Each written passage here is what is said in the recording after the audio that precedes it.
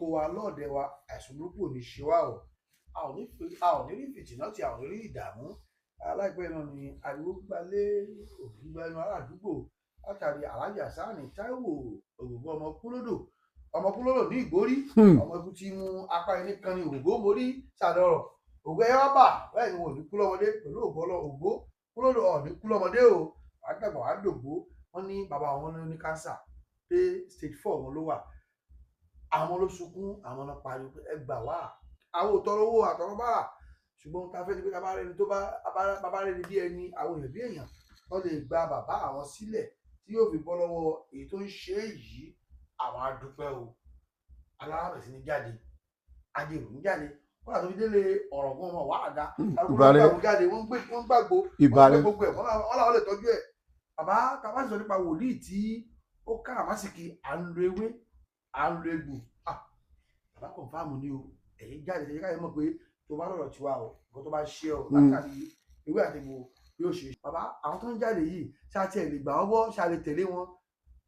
Bàbá a máa gbà wọ́n gbọ́ o ṣùgbọ́n ó Ogogo àbí kí lẹ porúkọ ẹ̀ Táíwò Hasan Ogogo ó kọjá ewé àti egbò. Àwọn àgbàlagbà ló wà nídìí ọ̀rọ̀ ẹ̀.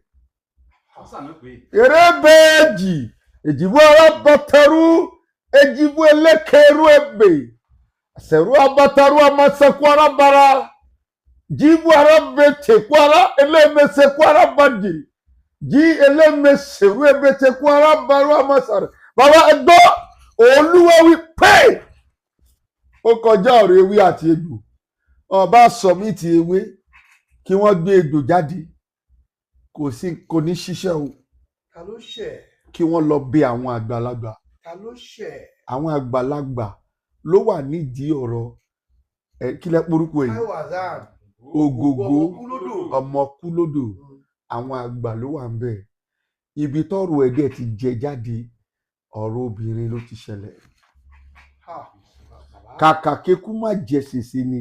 Wọ́n ti sọ̀rọ̀ ẹ̀ nígbà kan náà pé ọmọbìnrin kan ló bínú àwọn obìnrin kan ló ń sọ̀rọ̀ àwọn kan tẹ̀lé kíní kan bẹ́ẹ̀ sí kíní kan náà ni kó tó gbé ó tayọ́ ń pàlọ́ ọlọ́run. Bàbá ọ̀rọ̀ tó ń ṣẹlẹ̀ kí n ṣọ̀rọ̀ ọdún mẹ́wàá ó kàn lè wá jẹyọ ń sìn ni o. Olúwa wí pé ọ̀rọ̀ obìnrin ni o ṣùgbọ́n kàkà kékú má jẹ sèse ni a máa fi ṣàwàdà.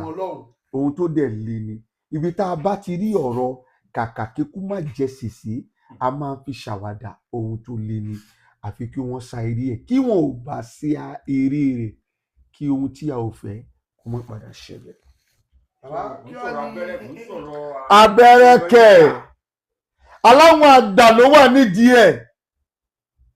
Àwọn bàgàkú arábàtẹ́kú àwọn ẹjìbú eléèkó àmàṣẹ́tẹ̀rú ebe àwọn abàgìjàgìjà lórí òrùlé ẹni tó lo òrùlé pátá ló wà láwọn làwọn bẹ́ẹ̀ o.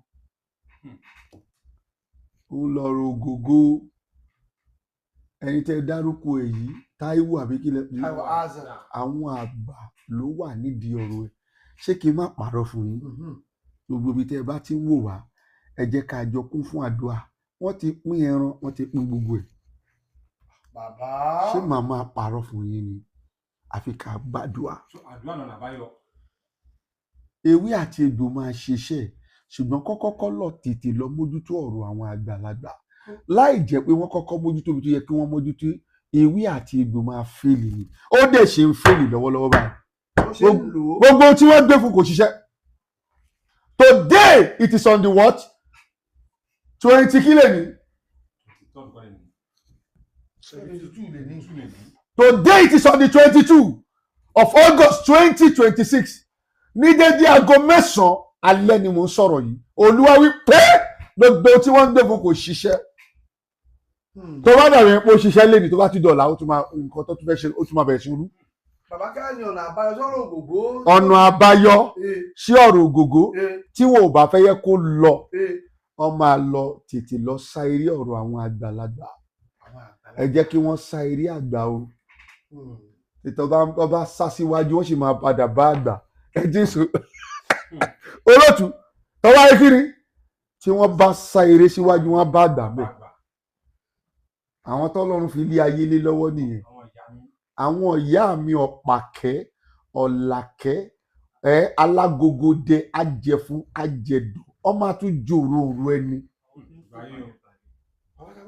àwọn arógbá aṣọ tí ìbàrẹ̀ olúwa elémẹkẹrù ẹbẹjẹrù fẹ̀rù abọ́tàwé lèjèrú mi ò tó ṣẹ̀yìn o mi ò wá mọ́ àwọn tó bá ń parọ́ fún yín o bàbá kọ́ńfàmù ò tó ṣẹ̀yìn o àwọn tó bá ń parọ́ fún wọn tí wọ́n lérò pé pásọ̀ wọn ní agbára pásọ̀ wo ò lágbára o pásọ̀ wọn ní bí wọ́n ṣe lọ ń ṣe lẹ́yìn o kí wọ́n wí.